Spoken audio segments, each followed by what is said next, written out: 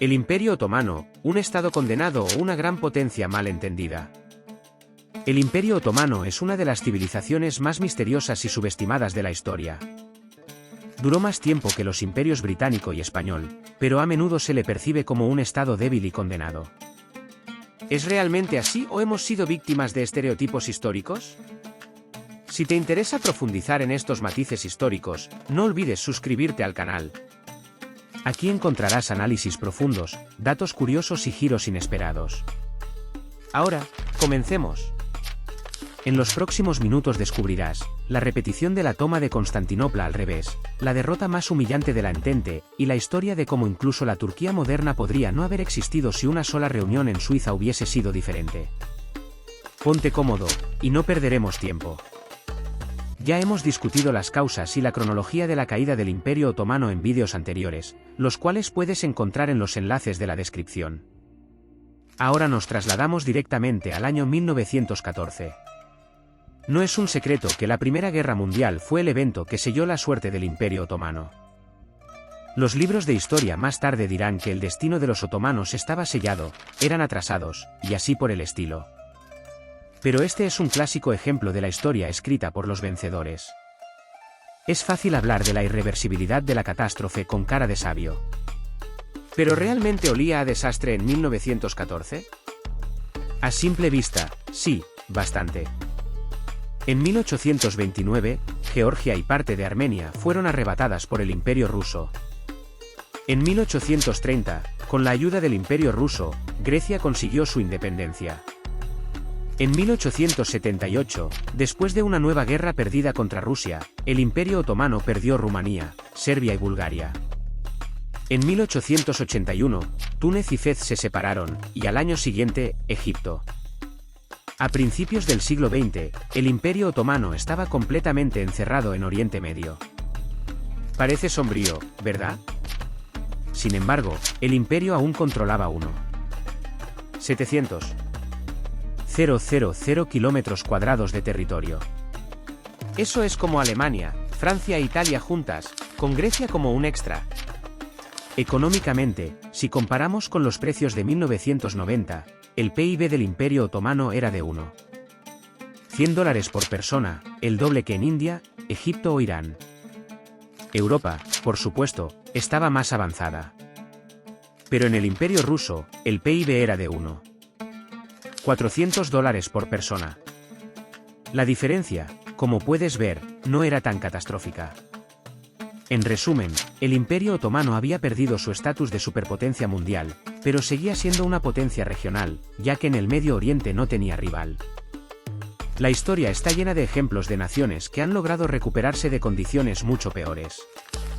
Por ejemplo, Bizancio, que fue destruida 5 veces, pero siempre se levantaba. O el propio Imperio Otomano, sí, también. Porque en el siglo XV, los otomanos también estuvieron al borde del colapso. Apenas 100 años después de su fundación, en 1402, el Imperio Otomano perdió estrepitosamente una guerra contra los timúridas de Tamerlán. La derrota culminó en la batalla de Angora, tras la cual el Imperio Otomano perdió toda Asia Menor y los Balcanes, y se fragmentó durante 11 años. Si no se hubiera reorganizado, también los libros de historia hablarían de su inevitable colapso. Pero se reorganizó, y se hizo más fuerte que nunca. Al igual que China, que al final del siglo XIX y principios del siglo XX fue casi una copia del Imperio Otomano. También era una semicolonia de los imperialistas europeos, y de alguna manera logró salir adelante. Entonces, ¿qué necesitaban los otomanos hacer en 1914 para sobrevivir? Al menos, no unirse a la Primera Guerra Mundial al lado de Alemania. Esto se menciona raramente, pero el Imperio Otomano no quería participar en la guerra en absoluto, principalmente porque el año anterior había perdido ante la Liga Balcánica, y un año antes, ante Italia. Perder contra un país que a su vez había perdido contra Etiopía. Eso sí que es un logro. La mayoría de la población del Imperio Otomano comprendía la desventaja de entrar en la guerra mundial. El embajador turco en Rusia, Fahrettin Bey, por ejemplo, advertía que los pueblos musulmanes del Imperio ruso no apoyarían a Turquía, sino que más bien irían contra ella. Por su parte, la Entente se había hecho famosa en todo el mundo por defender al Imperio Otomano contra Rusia en la Guerra de Crimea. Claro que no lo hicieron por pura bondad. El Imperio Británico había tomado Egipto. Y aquí radica la discordia. Los otomanos intentaron negociar con la Entente en 1913 y 1914, pero en ningún momento la Entente aceptó garantizar la integridad del Imperio Otomano después de la guerra. Por otro lado, Alemania, buscando un aliado, ayudó activamente a los otomanos durante todo el final del siglo XIX. Prácticamente todo el cuerpo de oficiales del Imperio Otomano fue entrenado por alemanes. Sin embargo, los líderes otomanos aún comprendían que Alemania también los estaba utilizando como una fuerza auxiliar. Así que los otomanos se encontraron ante la disyuntiva de dos malas opciones. Aquí es donde entran los diplomáticos, que son altamente remunerados por su habilidad para maniobrar en situaciones complejas. Pero el Imperio Otomano no tuvo suerte en este terreno. El ministro de guerra Enver Pasha y los 3 líderes jóvenes turcos apostaron por Alemania, y con esto se lanzaron directamente a una primera guerra mundial que ya estaba perdida, además de crear caos dentro del país. Sin embargo, no debemos subestimar al Imperio Otomano. En 1918, tras la salida del Imperio ruso de la guerra, el Imperio Otomano recuperó sus posiciones prebélicas en tan solo 6 semanas. Y el fracaso del desembarco de la Entente en Estambul en 1915 pasará a la historia como un ejemplo de subestimación del enemigo, que costó a Gran Bretaña más de 300.000 bajas. Además, la derrota del Imperio Otomano en la Primera Guerra Mundial no fue culpa de sus fuerzas armadas. De hecho, las fuerzas otomanas se mantenían en las posiciones que ya tenían antes de la guerra o en las conquistadas. Fueron las derrotas sufridas por los aliados las que acabaron con los otomanos, los Balcanes pasaron a la Entente, el camino de Alemania fue bloqueado, y Alemania misma ya comenzaba a buscar una paz separada. Así que el Imperio Otomano también comenzó a buscar una salida, lo que significó la completa destrucción de su soberanía. De tal modo que las potencias de la Entente llegaron a considerar la posibilidad de que no quedara ningún estado con raíces en el Imperio Otomano. En el papel, el Estado aún existía, pero para 1920 los otomanos ya habían perdido el control de todos los rincones del imperio, incluido Constantinopla. Todo el país estaba ocupado por las fuerzas de la Entente, que planeaban usar los territorios para una intervención en el joven Estado soviético. Esta historia merece un vídeo propio. Y en cuanto al Imperio Otomano, su destino parecía estar sellado por el Tratado de Sèvres. Si piensas que el Tratado de Versalles para Alemania fue severo, prepárate para sorprenderte. Según el tratado, todo el oeste del Imperio Otomano pasaba a Grecia, Constantinopla quedaba bajo administración internacional, y Kurdistán y otras regiones se convertirían en estados independientes. Y la cereza del pastel, 1,5 millones de kilómetros cuadrados de territorio pasaban a estar bajo control de Francia y Gran Bretaña. ¿Y dónde quedaba el Imperio Otomano, Turquía o cualquier estado sucesor? Bueno, en ninguna parte. El sultán estaba en un pequeño pueblo firmando papeles de las administraciones coloniales. Y así terminó todo. No es difícil imaginar cómo reaccionó el pueblo otomano ante este tratado. Irónicamente, la situación recordaba el colapso de Bizancio, que también terminó con un pequeño fragmento de tierra. Al igual que en el caso de Alemania, la Entente se pasó de la raya. Literalmente desintegró el Estado, olvidando que dentro del Imperio Otomano existía un núcleo nacional, los turcos. Y fueron ellos, bajo el liderazgo de Mustafa Kemal, quienes tomaron el control.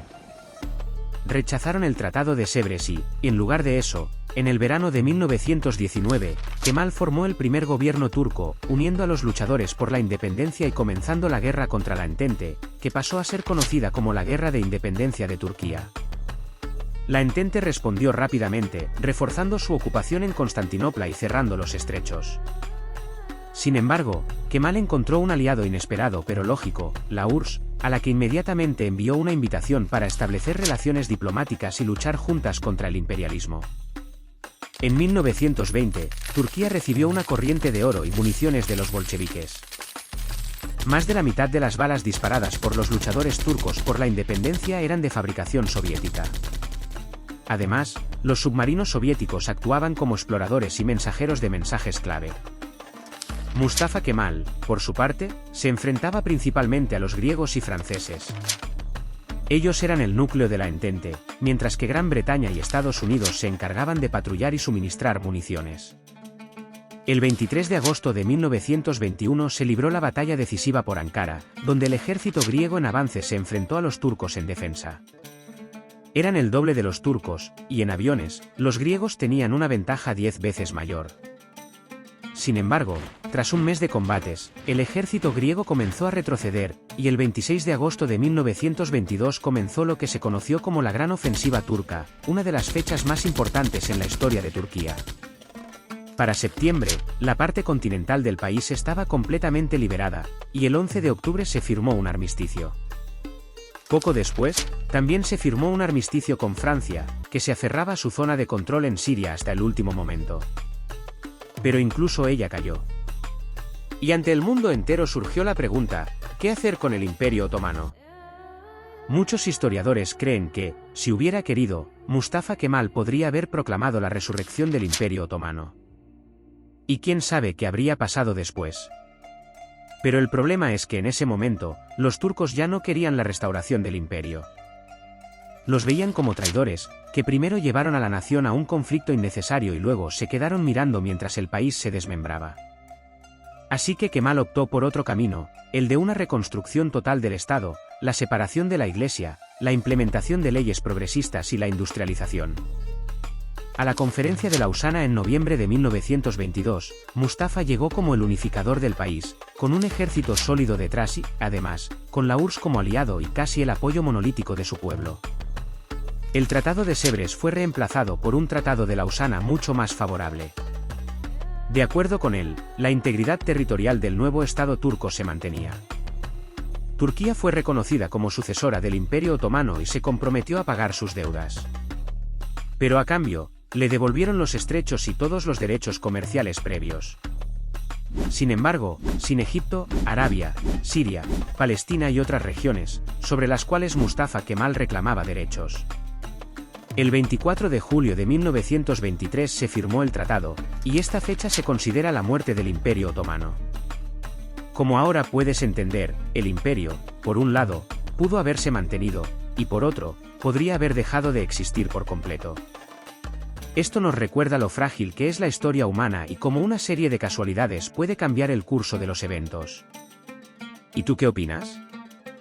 ¿Crees que el Imperio Otomano podría haberse mantenido si hubiese tomado otras decisiones a principios del siglo XX? Déjanos tu opinión en los comentarios, es un tema muy interesante para discutir. Si te ha gustado el vídeo, dale me gusta, suscríbete al canal y comparte este vídeo con tus amigos. Nos vemos en nuevas historias.